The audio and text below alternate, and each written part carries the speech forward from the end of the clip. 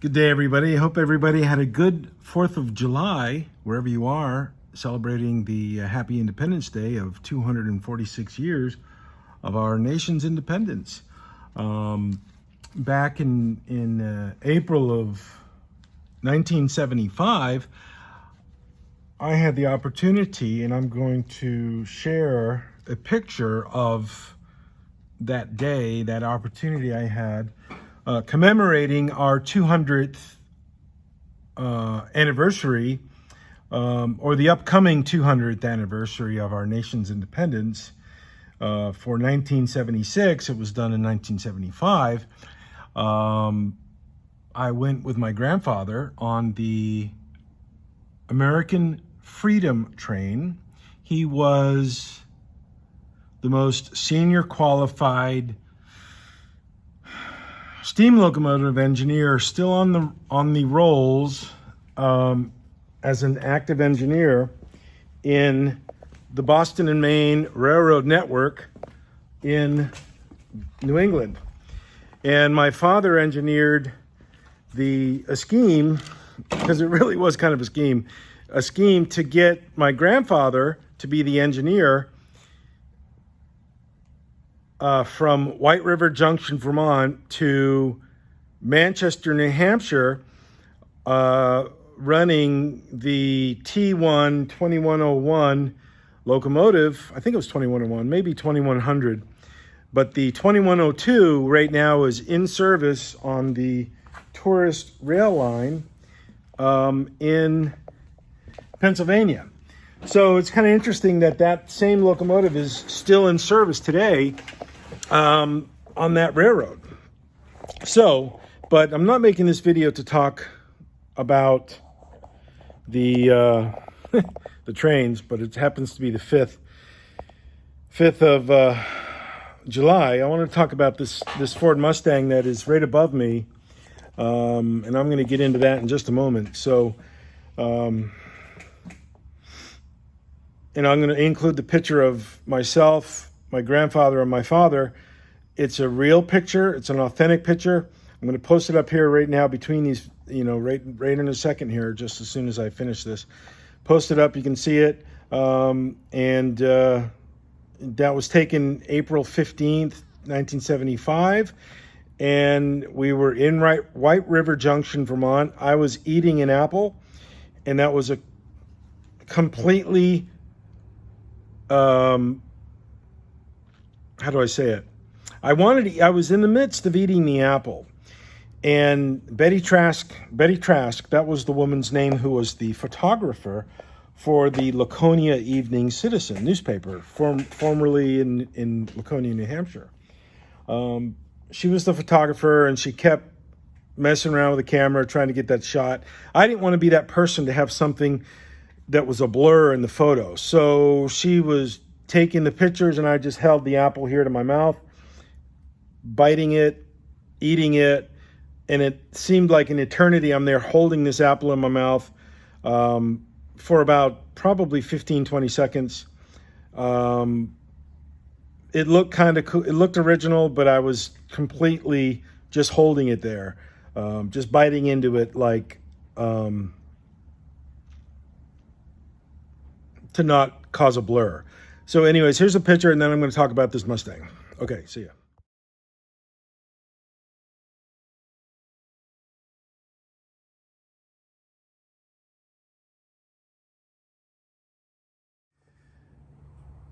Okay, I hope you enjoyed that little small photo. I didn't intend to do that, but it's kind of interesting to reminisce old time sake.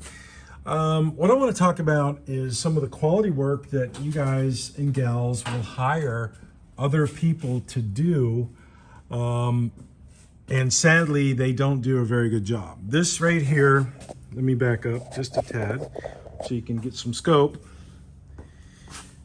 This is the 67 Mustang. Previous owner / workman installed a new firewall and a new floor, and these are the quality welds that this individual did. Now I put some white dots there because I'm going to re-drill those and re-weld those, because these welds are just very cold, very bad, very poor quality welds. And do that. Also, some more of the same type of work was done up in here. This I sort of repaired. There was a big gap there, just like here, and I'm going to put some more metal in this. But you know, some of these welds that were done just are really bad. You know, you should not. I appreciate people wanting to learn, wanting to apply their newfound skills on doing this kind of work, but when you have something that looks like that, I don't think I'd want it to be out there. And when you do stuff like putting in angle iron under the floor where it wasn't from Ford, I don't think I would do that either. And also these welds in here, he did them and he ground them down. They might be okay. I'm not going to go and dig them out because Steve said, nah, just leave them. So we'll just leave them. So I'm going to drill through the top of the floor pan into the angle iron and help seat that. Now, some of the welds on the floor that use the existing tab in the floor itself that welds onto the inside rocker, those were done in the same manner and consistency of quality as some of this stuff right here. So those will have to be addressed also. Where the new floor meets the transition pan, it needs some assistance and some redos. And Steve drilled some holes there for me to put some more weld material in there to make it better.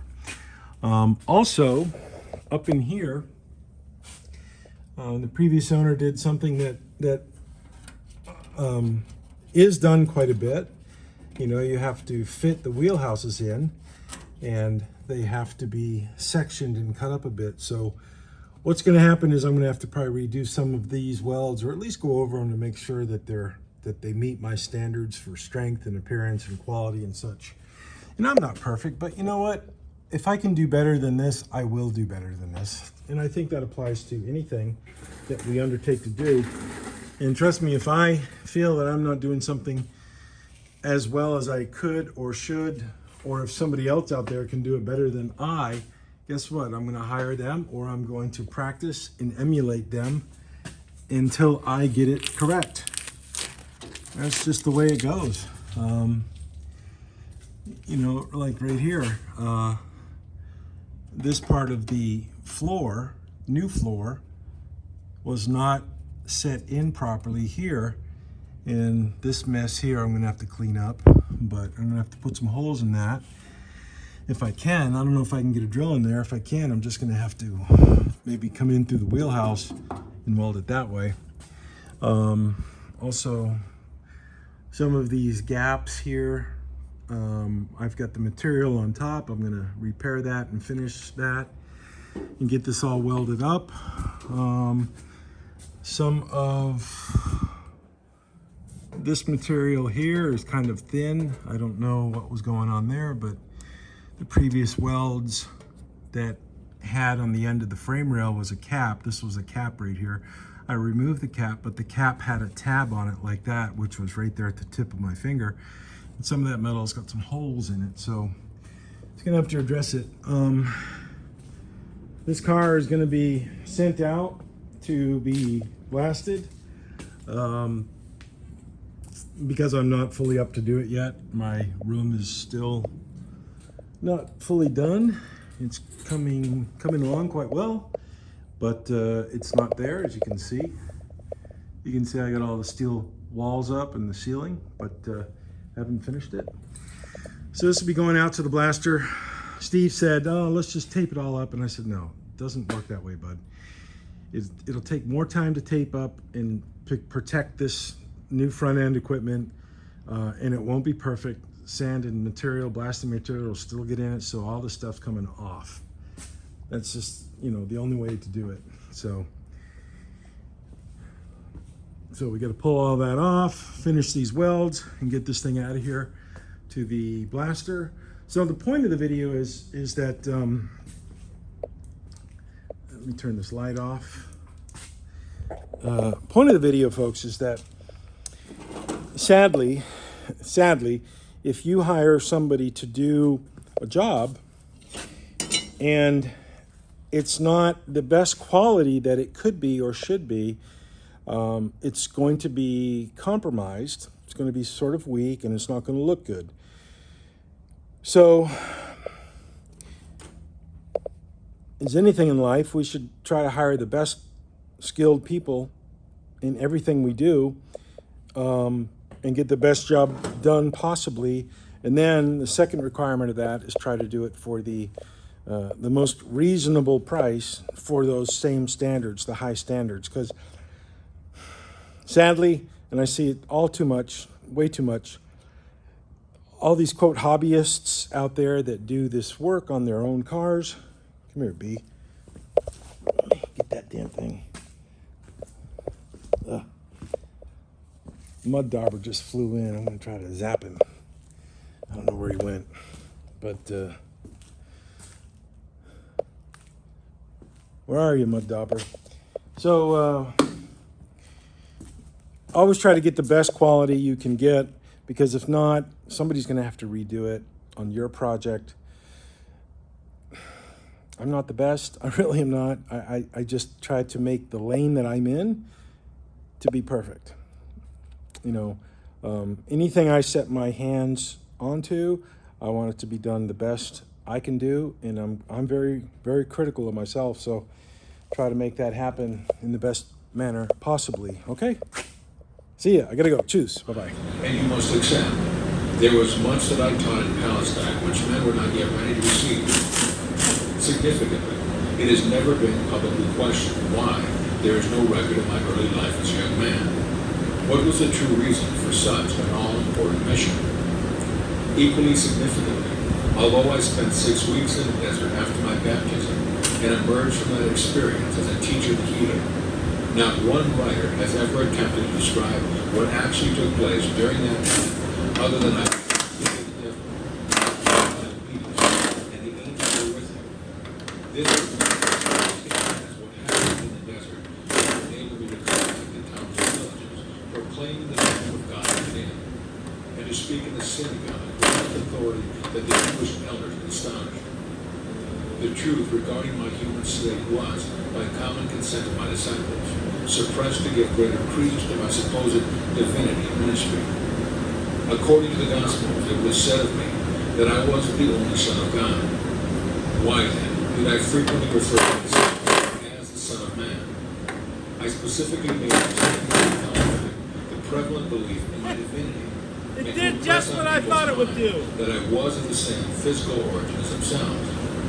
I intended them to understand that what I could do, they also could do if they only had my knowledge and followed my instruction for right thinking and right action.